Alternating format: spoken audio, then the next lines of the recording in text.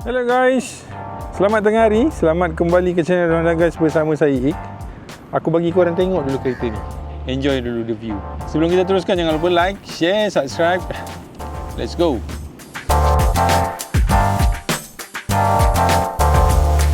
So, apa yang ada dengan aku adalah Honda S2000.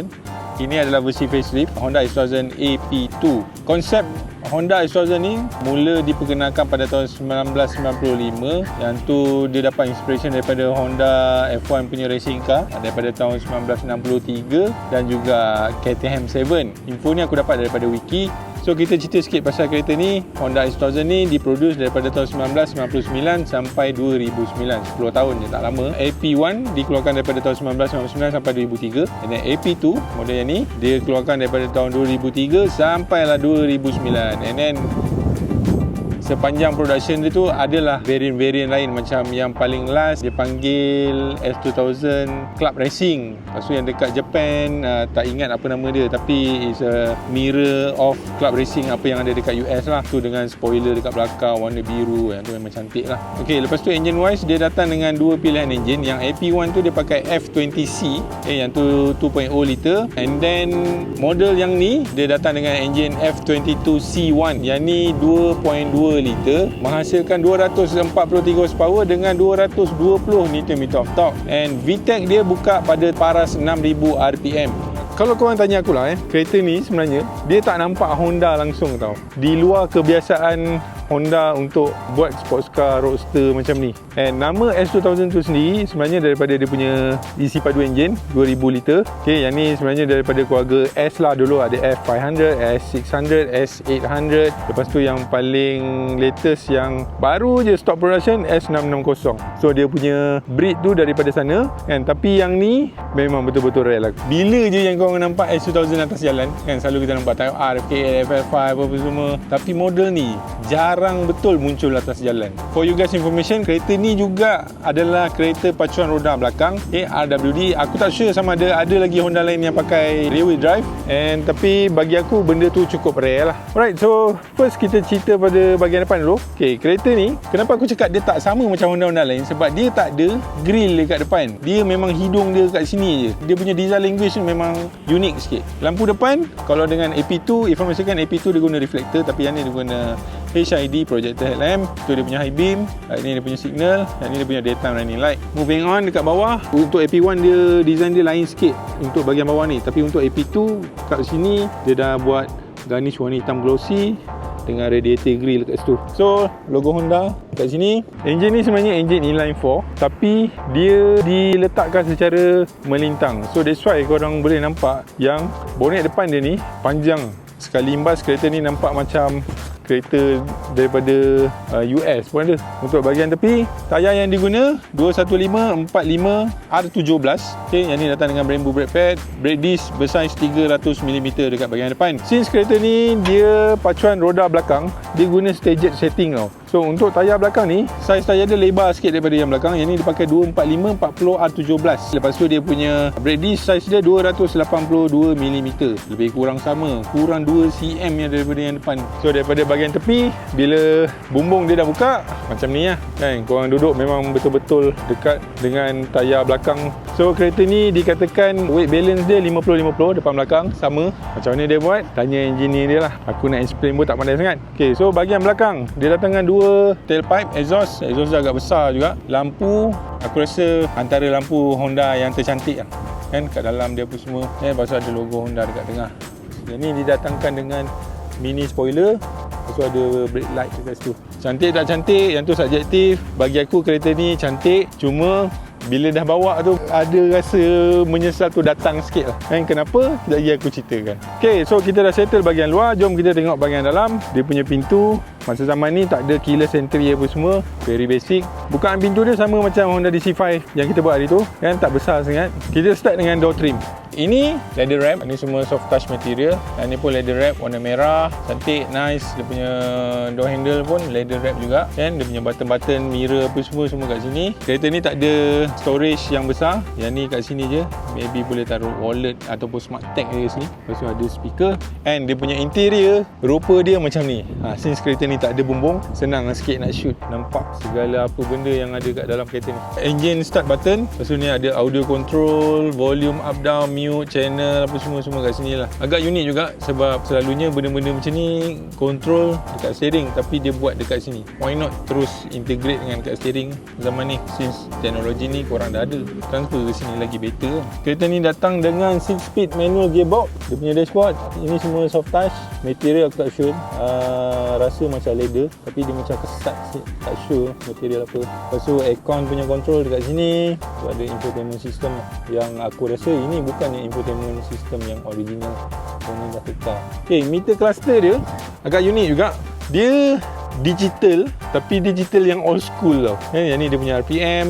Lepas tu ada speedometer dekat tengah, then minyak dengan apa ni, dengan temperature kat situ lah. Okay, so jom kita tengok dia punya seat material. Seat material dia leather, merah dengan hitam. And satu benda yang aku baru perasan, kereta ni sebenarnya adalah kereta ulang tahun ke-20 dia. Macam yang dia tulis kat bawah ni, macam tulis kat cermin ni. Aku baru perasan. So this one boleh katakan limited edition juga lah kan. Jom tengok macam mana cara aku masuk kereta ni. Aku berketinggian 1.8 meter. Macam ni lah rupa bila aku dah duduk kat dalam. Kalau kau tanya aku, tak selesa langsung. Sempit, ketat, sendat, apa lagi. Tapi kau punya view ke depan luas. Alright, so inilah aku punya driving system position. Ini dia punya seat adjustment semua manual lah. So apa lagi kereta ni ada? Kat sini ada little storage, korang boleh letak phone apa semua. Kat sini pun ada storage juga, boleh letak phone apa semua, wallet. Yang ni leather padded. Lepas tu dia ada ruang simpanan sikit lah kat bahagian belakang ni. Oh, nak buka boot dia daripada sini. I see. Okay, so jom kita tengok dia punya boot. Kau tengok nak keluar macam mana. Nak keluar kau main payah ni. Okay, boot space dia tak besar. Yang ni aku dah taruh dia punya cover ni kan. Dekat sini dia ada macam ruang simpan ke dalam sikit lah. Boot space dia tak besar, tapi boleh lah, praktikal untuk 2 orang punya barang, should be enough lah. So kita dah settle cerita luar dalam. Apa kata kita pergi buat short test drive. Ini kita punya first test drive dengan S2000. Okay, kita secure dulu semua barang-barang supaya tak terbang. Since hari panas, kita tutup bumbung.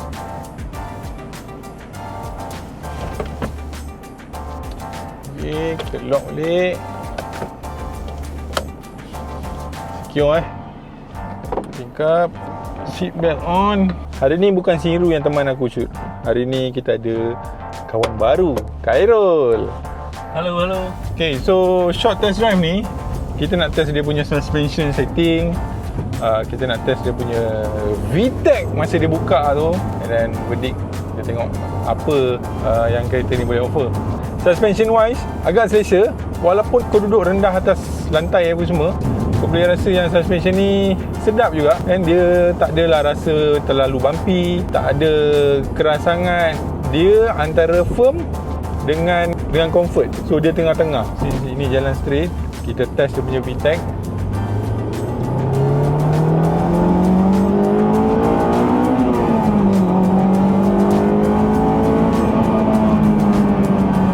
VTEC dia buka 6000 RPM. Fuel consumption tak boleh cerita. Kereta ni memang kita sport.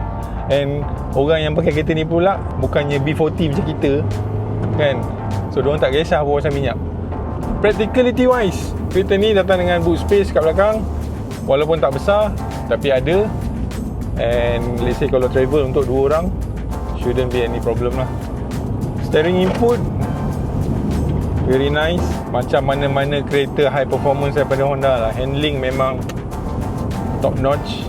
Handling memang superb. Lepas tu steering input, diikut je apa segala instruction yang kau bagi, itulah yang dia buat. Okay, so kereta ni sesuai ke untuk dipandu hari-hari? Compare dengan Honda DC5 yang aku buat minggu lepas, dengan clutch ke dalam apa semua, lepas tu dapat rasa yang kereta tu agak susah untuk dipandu. Aku tak sure, maybe owner punya setting macam tu. Tapi dengan S2000 ni, first impression aku, kereta ni susah untuk dipandu sebabkan dengan dia punya seating position apa semua.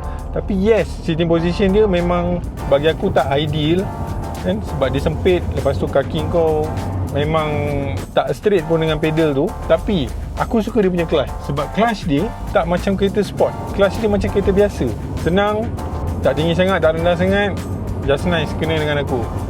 And bear in mind, aku sebenarnya drive guna boot, okay, kasut motor. And boleh rasa yang kereta ni senang untuk di drive hari-hari ya. Simple. Dia tak ada rasa clutch dia apa, jerky ke apa semua. Yang masa mula-mula tadi je lah yang rasa jerky dia tu. And lepas kau dah get used tu, very easy to drive. Nak try VTEC sekali? Jom, let's go. Ready? Okay.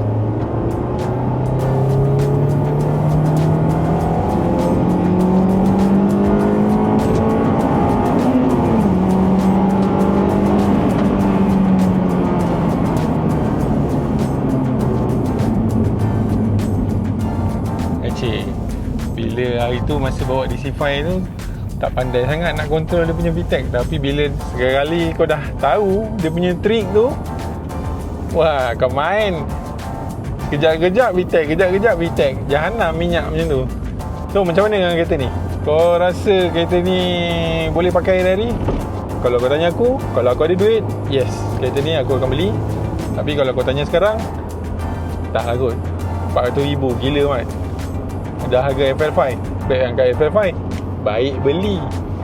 Okay, kalau korang suka konten-konten macam ni, jangan lupa untuk komen dekat bawah. And then korang boleh bagi suggestion sikit, apa je kereta yang kau nak aku review. Kan kita dah buat Type R, kita dah buat ni, ataupun apa-apa information yang korang nak tahu pasal Honda, boleh komen dekat bawah. Sampai sini sajalah video untuk kali ni. I'm Ing, signing off from this week video. We are the Honda guys, we are all about Honda.